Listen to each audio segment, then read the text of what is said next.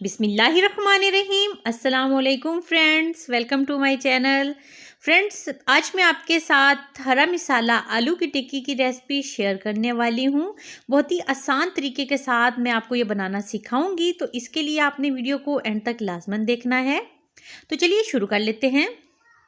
अगर आप मेरे चैनल पर नए हैं तो मेरे चैनल को सब्सक्राइब करें, मेरी वीडियोस को लाइक करें और शेयर करें फैमिली और फ्रेंड्स के साथ।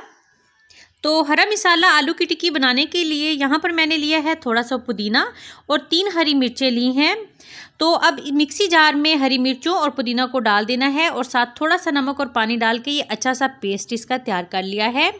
इसी पेस्ट की वजह से हरा कलर आएगा टिक्की में। तो अब पैन में यहाँ पर मैंने डाला है 1 चम्मच कुकिंग ऑयल।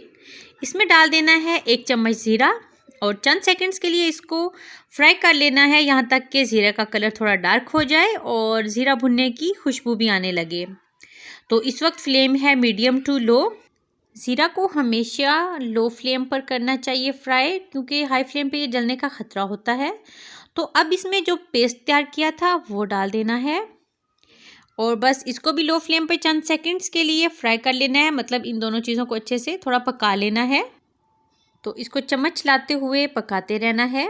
अब इसमें उबले हुए आलू डाल देने हैं। ये 3 मीडियम साइज़ के आलू थे, इनको उबाल के मैश कर लिया। अब बस अच्छे से इसको भी मिक्स कर देना है। इसको भी लो फ्लेम पर ही पकाना है अच्छे से। अब इसमें ये आधा चम्मच नमक शामिल किया है, आधा चम्मच सुरख मिर्च पाउडर और 1/4 चम्मच इसमें शामिल किया हल्दी, और ये है ज़ीरा पाउडर, ये भी 1/4 चम्मच है। इसके साथ इसको पका लेना है तकरीबन 1 मिनट के लिए। और ये देखिए लो फ्लेम पे बड़ा ज़बरदस्त सा पककर ये तैयार हो गया। अब इस तरीके से हाथों से इसको शेप दे लेनी है, बहुत आसानी से ये देखिए हो गया। इसी तरीके से तमाम टिक्कियों को शेप दे लेनी है इस साइज़ में, ये देखें।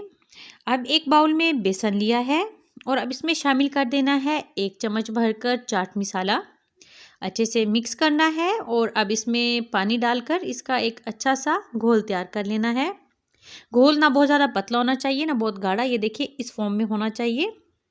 तो बस जो टिक्कियों को शेप दी थी इस तरीके से इसमें डिप करते जाना है और इसको हाई फ्लेम पर फ्राई कर लेना है, इसकी साइडें चेंज करते हुए, ताकि प्यारा सा गोल्डन कलर आ जाए दोनों साइडों से।